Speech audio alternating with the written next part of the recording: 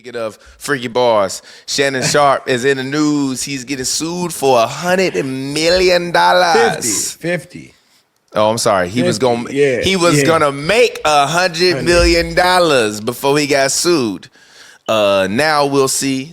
Shannon Sharpe has been sued by a female accuser who claims that he was sexually assaulting and raping her. But Shannon Sharpe went yesterday, scorched earth, and released a statement featuring text messages from said encounter with said woman. And then he also today released a statement, but I'm gonna just read a few, just the top part of Shannon Sharpe's statement. He tweeted this at 12:32 p.m. on April 21st, 2025. Statement by Lanny Davis. By Lanny J. Davis, counsel to Shannon Sharpe. Quote, I want you to put a dog collar around my neck and choke me with it while you're blanking me. Dash, Gabrielle Zuniga in a text message to Shannon Sharpe, October 7, 2023. I know you, and quote, I know you miss this big juicy ass. $25K for each cheek. Gabrielle Zuniga in a text message to Shannon Sharpe on January 1st of this year, 2025 at 9:50 p.m.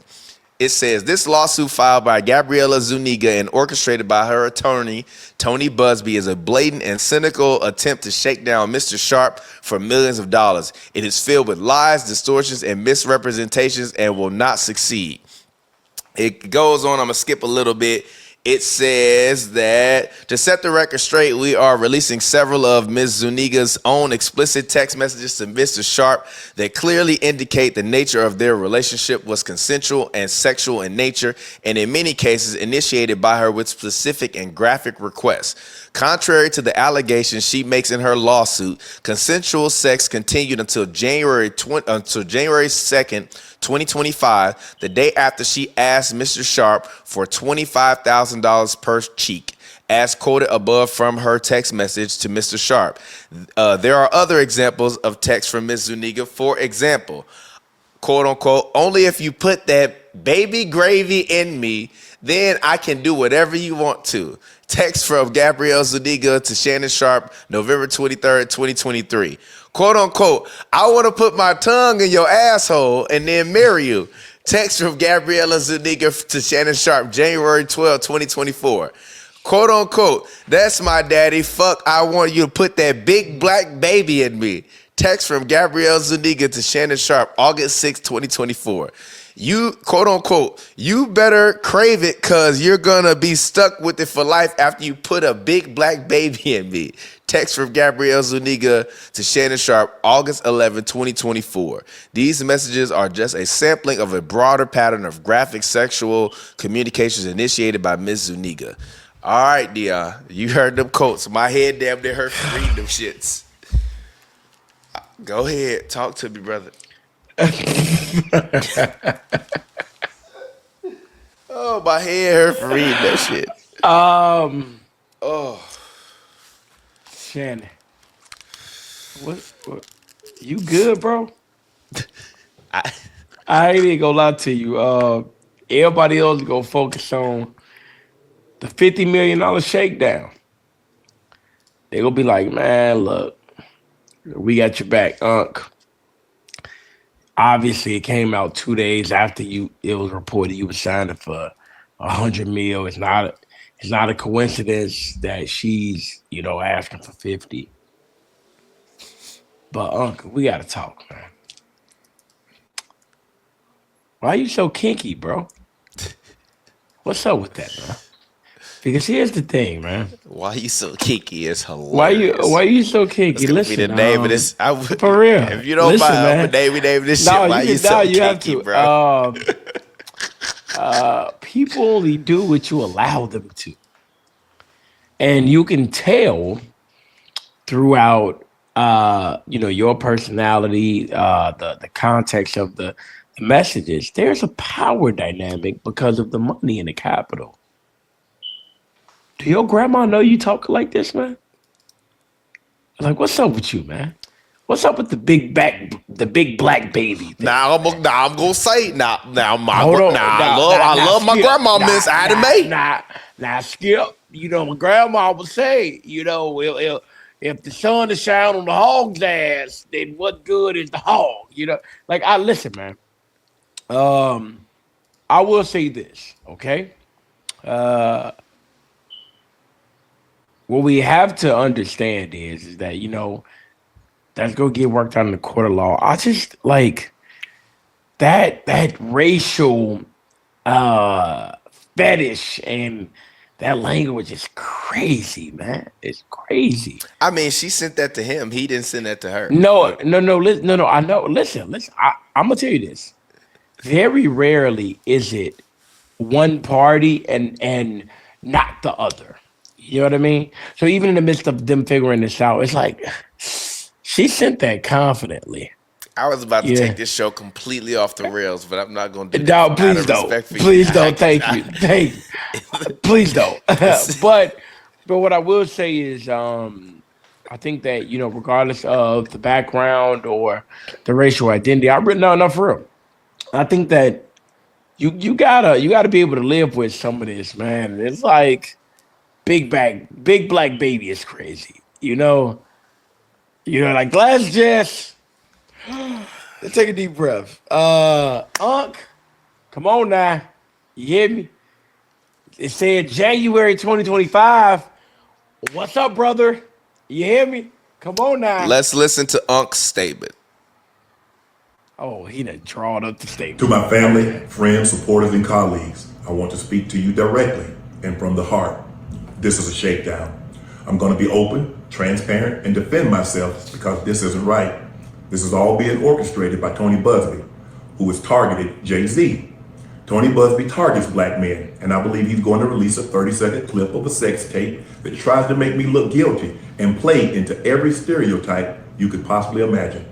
That video should actually be 10 minutes or so. Hey Tony, instead of releasing your edit, put the whole video out. I don't have it, or I would myself.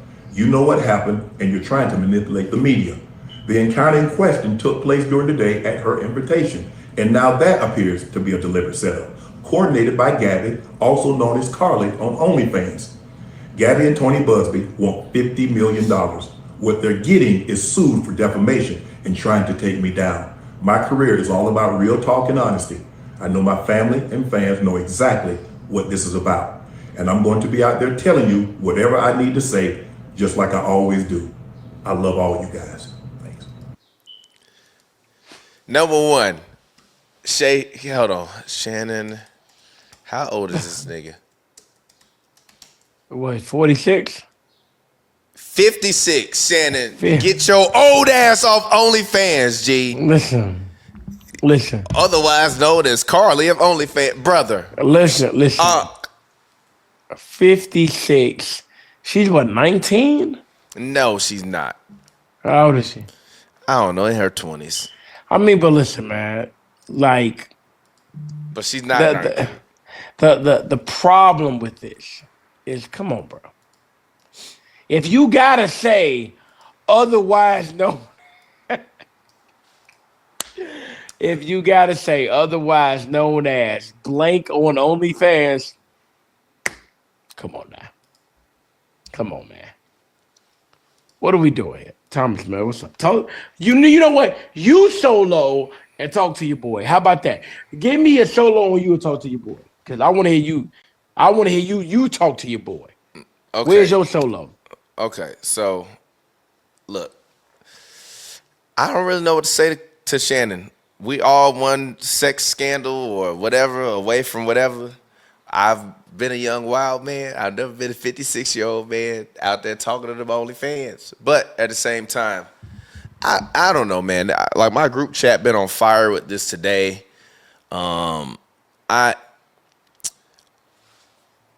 It's always difficult for me to speak about these type of issues because they're civil issues and not criminal.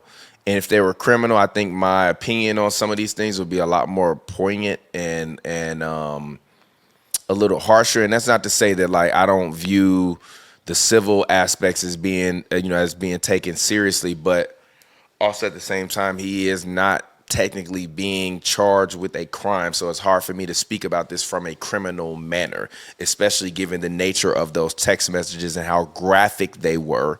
It seems like as though their relationship was based upon financial compensation, and it was some level of race play, or whether she felt comfortable or he felt comfortable. They both clearly felt comfortable in exchanging that, and I'll leave that to other people to decide how they will react to those situations, because I can't speak for everybody else how they would react in them situations. I've definitely been in a similar situation, and like that kind of shit just don't fly. You just leave them type of people and those types of things alone, because ultimately it's like why I don't know. My question for Shannon would be like, other than the fact that she's young and she does OnlyFans, what was really intriguing about this relationship?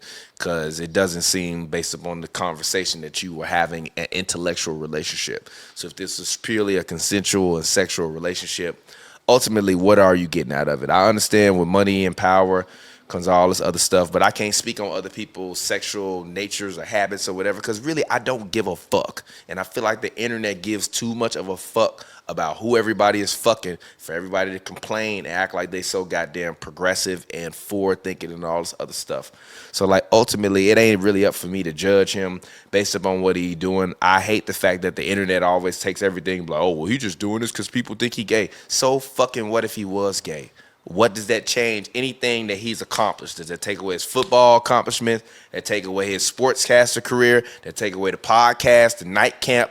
It doesn't do anything other than personally humiliate him, which, like I said before, if we all progressive and all this other shit like we saying, why does it really matter? So I think all of this really is messy, and if this is an attempt for him to, I don't know. It's just a lot of weird theories on the internet as to why people feel like he would be involved in these things. And if I'm being honest, I just think most people, especially people with access to beautiful women, money, and access to clout, it's a very slippery slope between going to the club and hanging out and doing all this other stuff and becoming like a full-blown sex addict, especially when you out here in LA being around all these people and all these things and all of these vices.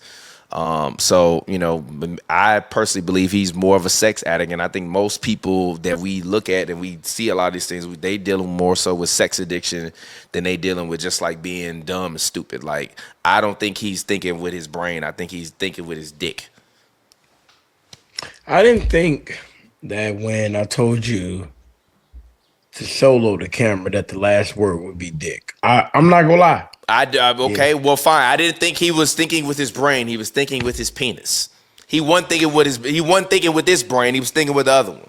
And look, like I said, I've had moments in my life where I've felt like I have like dealt with some sex addiction and stuff like that. Cause like I said, when you get in this lifestyle of partying and being around all this stuff and meeting all these different women and stuff, you do want to go and experience and try and do different shit that you didn't get a chance to do when you didn't have access to these women. It happens all the time. It happens with women and famous men, which is why when a woman glow up and get big on the internet, you start seeing her with celebrities versus Craig and them that she was hanging out with before she got lit on the internet. Mm-hmm. So it's not up for me, and I personally don't think, as long as he not being charged criminally with nothing, especially given this Tony Busby guy, and after he was just humiliated by Jay-Z for the lies and all of this, coercing the woman to make these false statements against Jay-Z to the point where she had to come out and her dad came out and said it was false and he got dropped from it, and now his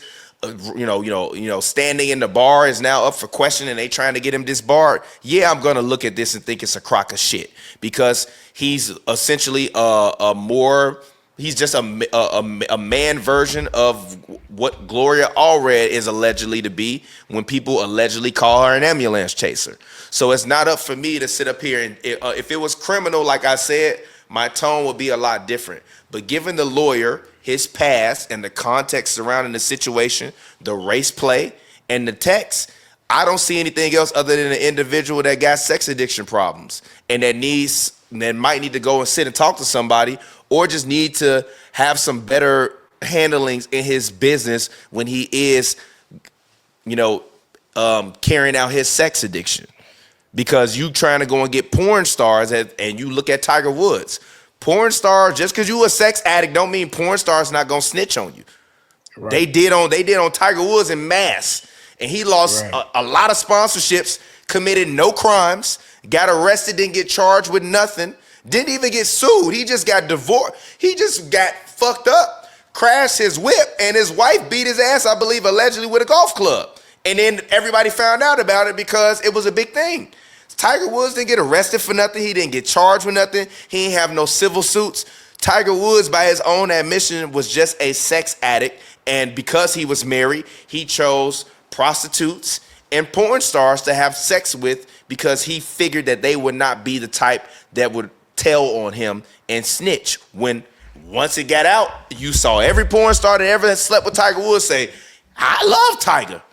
So to me, I just see a sex addicted person that don't know how to handle himself behind the scenes now that he reaching heights that he ain't reached before, because I don't give a fuck how big of a football player he was. He's a million times more popular now than he was when he had that helmet on, running up and down the field, catching touchdown passes from John Elway. So to me, I would say to Shannon Sharpe, as somebody that's been moving around the city for 13 years, you got to learn how to move better.